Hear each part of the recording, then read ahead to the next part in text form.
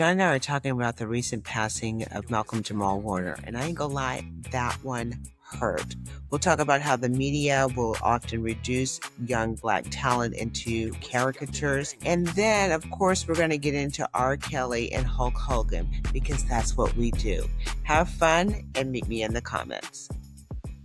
One of the things that we would be remiss if we did not talk about, you just spoke about how it is that the world sees us and how it is that Black folk comport ourselves in the media and how the images that we display can have a lasting impact on not only those in our circle, but generations. Last week, we learned about the tragic passing of Malcolm Jamal Warner, who played Theo Huxtable in the groundbreaking Cosby Show. What are your thoughts on Mr. Warner and his legacy? You know, John, to be honest, I just wanted to get in my bed and just not do anything. That one really got me. And I was thinking, like, why was that so impactful? And I really think it was because something that we talked about, I don't know if it was a couple of episodes ago, but we talked about the shows, the media, the culture that informed our upbringing and what that meant to us. And for him, it was something for me that was so personal, and it brought back so many memories. It brought back college. It brought back all of these things, the hopes and the dreams. And with him being so young, I don't know, I just felt it hurt me. And I'm still reeling from it. I know people pass, and we've had a lot of other people that have passed during that time period, but this one got me. Yeah, why do you think that is? Yeah, again, it's just because I think that first his age, and then what he represented during that time of my coming of age time. And I know it was a character, but the Cosby Show was very influential in my life. And so I know one of the things that you had spoken about once was separating the art from the artist. And people can say, oh, let's not watch the Cosby Show. Let's not give the Cosby Show their flowers because, Bill Cosby did whatever, whatever, whatever. But when I think about that, I know I'm going to sound like a hypocrite because I'm going to get myself into a corner, but I think that you can separate parts of it because there were more than one person on that particular show. And it's right. I mean, I could still quote some of the things with his little shirt where Denise made him that shirt. Like that was iconic. Right? When he was having the conversation about what he wanted to do and how much money he was going to make, and his dad had to break down the budget for him. And he realized that he was negative $1 million in the hole or whatever it was. Like there's stuff about that brings me joy. And it reminds me of a time you talk about make America great again. That's part of the greatness of America, part of the greatness of our culture, part of the greatness of me coming of age. And the passing of him just really made me reflect on that, made me take stock of where I am, what I'm doing. And I say that because I really want to appreciate living. I want to live. I want to live in these overalls. I will say this. A couple of weeks ago, we talked about culture and we talked about entertainment. And one of the things that was discussed was the difference between Good Times and the Jeffersons and how Good Times dealt with a lot of issues that were relevant at that time and today. And the Jeffersons, we got to see a family that had ascended in terms of material things and was living in a well-to-do area, but there wasn't any culture. I think the thing that the Cosby Show represented was a mixture of the two, where you had a family that was clearly higher income with the mother being an attorney and the father being a doctor, and you had 5 kids, and you had them dealing with cultural issues throughout the run of that series for 8 years, and you had them interspersing with each of those episodes a teachable moment in terms of how the mother and the father dealt with the kids. And I think for the character Theo, what he represented for a lot of us, because we were the same age, what he represented was young Black men who were allowed to grow, who were allowed to mess up, who were allowed to be corrected in a loving way by their parents and then learn from it. He wasn't out running the streets, getting into knucklehead trouble, doing things that some of us may do. But it was a Black boy being able to be a Black boy and what that meant in terms of him growing as a person and him overcoming some of the challenges that was introduced to his life. And so for that, I think for Generation X, it was seeing what the possibilities could be and seeing us represented in a character that spoke to us on so many different levels. Well said. And I thank you for saying that. And I was just kind of thinking when you were saying that, watching them on the screen. I grew up middle class. I always thought that I was going to marry a Black Marine and my life was going to be similar to my mom's. I just worked when I felt like it. I did whatever I wanted to do.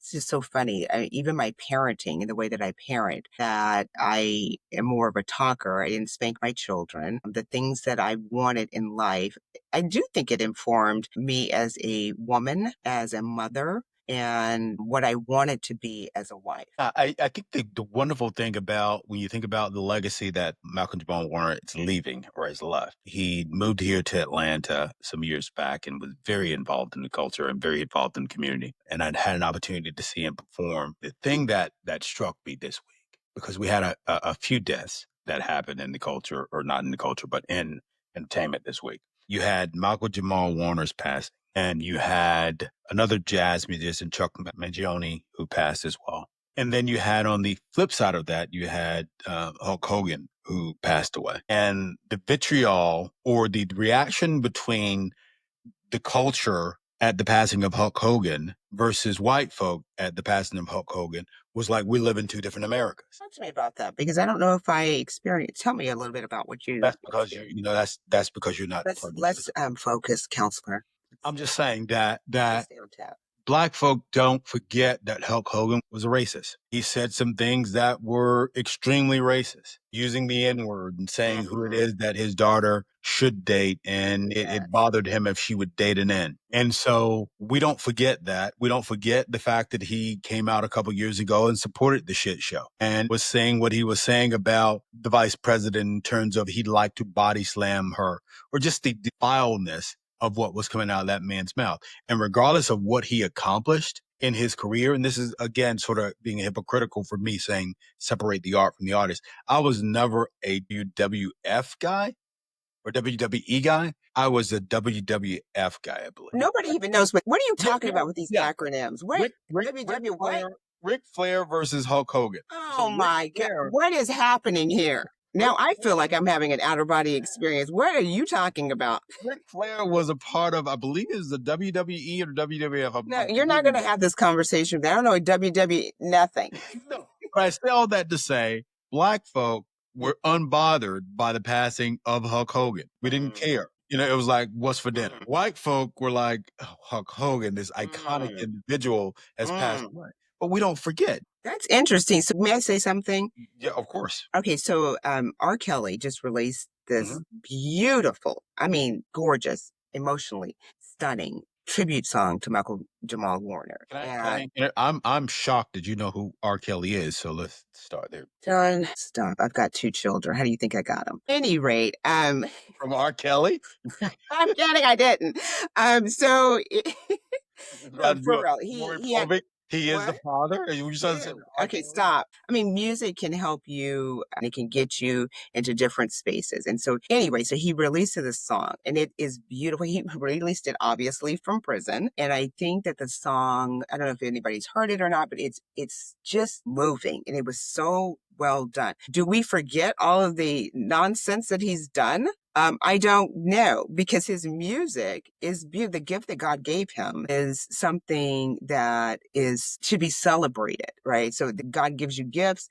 Do we say that we don't care about God's gifts to you because you are also this? And I'm going to say that, and I know that I'm going to sound like a hypocrite because I say with this president that we have, the things that he's done that I'm like, unforgivable. But there are some people, I think, in this world that are like, well, separate what he does over here because he is the president and he's done whatever. Yeah, that's a good topic that we probably should revisit in another episode.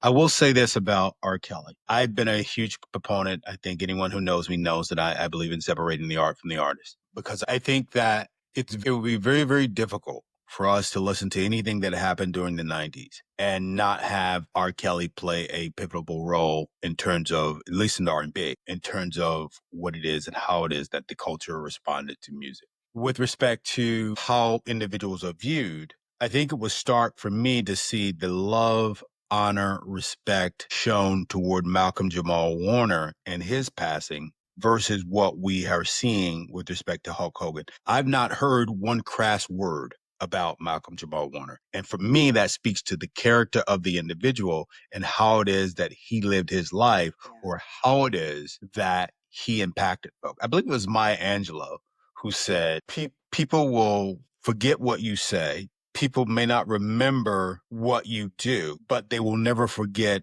how you make them feel. And I'm probably butchering that phrase, but we mean probably. Go on.